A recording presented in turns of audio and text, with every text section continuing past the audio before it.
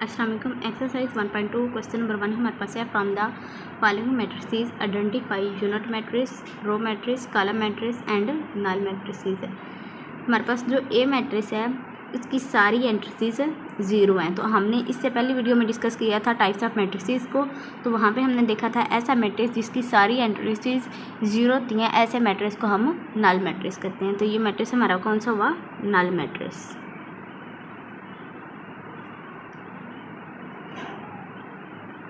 Next हमारे पास है बी मैट्रिक्स, ऐसा मैट्रिक्स जिसकी रो 1 हो, उस मैट्रिक्स को हम रो मैट्रिक्स कहते हैं। नेक्स्ट हमारे पास है सी, ऐसा मैट्रिक्स जिसकी कॉलम 1 हो, उस मैट्रिक्स को हम कॉलम मैट्रिक्स कहते हैं। ठीक है। इसके बाद हमारे पास है डी मैट्रिक्स, ऐसा मैट्रिक्स जिसके डायगोनल पे 1 हो, ऐसे मैट्रिक्स को हम यूनिट मैट्रिक्स कहते हैं। तो इस मैट्रिक्स का क्या नेम होगा? Unit matrix. नेक्स्ट हमारे पास है ई, इसके अंदर एक ही एंट्री है और उस एंट्री में एक ही 0 है, ऐसे मैट्रिक्स को हम क्या बोलेंगे? ज़ीरो मैट्रिक्स या नल मैट्रिक्स। नेक्स्ट हमारे पास है एफ और इसके अंदर भी एक ही कॉलम है, उस मैट्रिक्स को हम कॉलम मैट्रिक्स कहते हैं। तो ये हमारे पास कौन सा मैट्रिक्स है? Column matrix.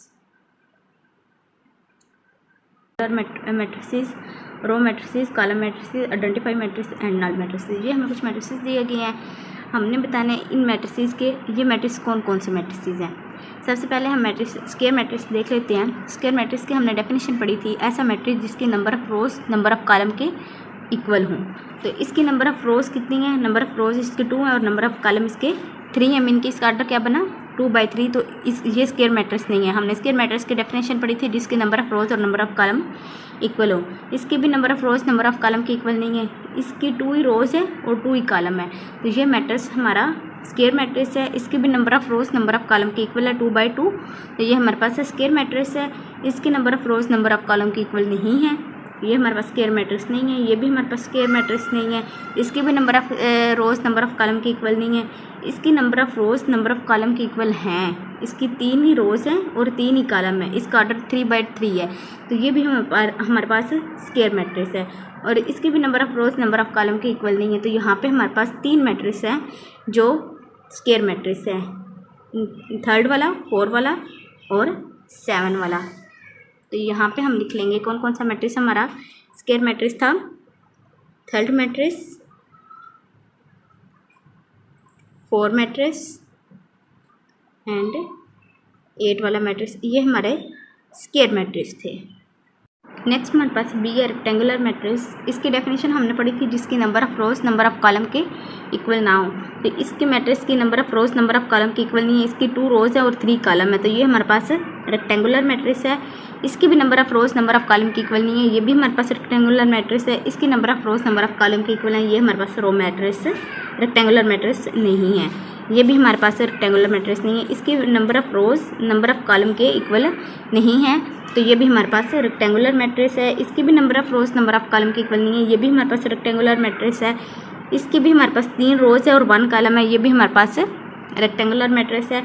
इसकी 3 रोज है और 3 ही कॉलम है, तो ये हमारे पास रेक्टेंगुलर मैट्रिक्स नहीं है।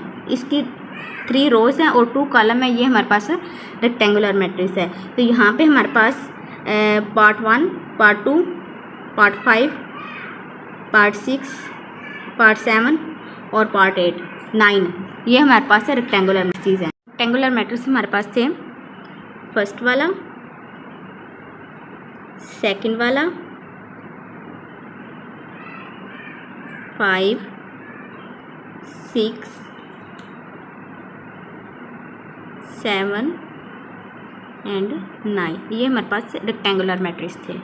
नेक्स्ट हमारे पास है रो मैट्रिक्स। रो मैट्रिक्स की हमने डेफिनेशन पढ़ी थी, ऐसा मैट्रिक्स जिसकी 1 रो, ऐसा मैट्रिक्स जिसकी 1 रो। जो हमारे पास 6 वाला मैट्रिक्स है उसकी 1 रो है, तो हमारे पास जो 6 मैट्रिक्स है वो हमारे पास रो मैट्रिक्स है। तो यहाँ पे हम लिखेंगे 6 मैट्रिक्स हमारे पास रो मैट्रिक्स है। नेक्स्ट हमारे पास है कॉलम मैट्रिक्स, और कॉलम मैट्रिक्स की हमने डेफिनेशन पढ़ी थी, ऐसा मैट्रिक्स जिसके अंदर सिर्फ 1 कॉलम हो। तो यहाँ पे हमारे पास पार्ट 2 और पार्ट 7, ये हमारे पास कॉलम मैट्रिक्स है। पार्ट 2 और पार्ट 7 डायगोनल मैट्रिक्स। नेक्स्ट हमारे पास है आइडेंटिफाई मैट्रिक्स। आइडेंटिफाई मैट्रिक्स की हमने डेफिनेशन पढ़ी थी, जिसकी डायगोनल एंट्रीज 1 हो। तो यहाँ पे हमारे पास जो पार्ट 4 है ये हमारे पास आइडेंटिफाई मैट्रिक्स, पार्ट 4 हमारे पास आइडेंटिफाई मैट्रिक्स है। नेक्स्ट हमारे पास है नल मैट्रिक्स। नल मैट्रिक्स कौन सा आता है? ऐसा मैट्रिक्स जिसकी सारी एंट्रीज 0 हो। तो लास्ट वाला जो मैट्रिक्स है इसकी सारी एंट्रीज 0 है, तो ये हमारे पास नल मैट्रिक्स है।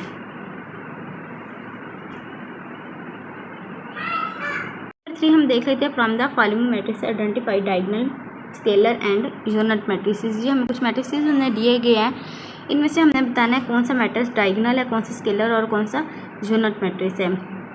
क्वेश्चन नंबर 1 हम देख लेते हैं। ये हमारे पास मैट्रिक्स है, हमने डेफिनेशन पढ़ी है, ऐसा मैट्रिक्स जिसकी डायगोनल एंट्रीज सेम हो, ऐसे मैट्रिक्स को हम स्केलर मैट्रिक्स कहते हैं। तो जो हमारे पास ए है ये हमारे पास स्केलर है। उसके बाद जो हमारे पास ये है 5 - 3 यहाँ पे आ जाएगा 2 और 1 + 1 2। इसकी भी जो डायगोनल एंट्रीज हैं वो सेम है, तो यहाँ पे हमारे पास ए और ई हमारे पास स्केलर मैट्रिक्स है। ए एंड ई हमारे पास स्केलर मैट्रिक्स है। उसके बाद हमारे पास है यूनिट मैट्रिक्स। यूनिट मैट्रिक्स की हमने डेफिनेशन पढ़ी थी, ऐसा मैट्रिक्स जिसकी डायगोनल एंट्रीज में 1 हो। ठीक है, यहाँ पे हमारे पास जो सी है वो हमारे पास यूनिट मैट्रिक्स है।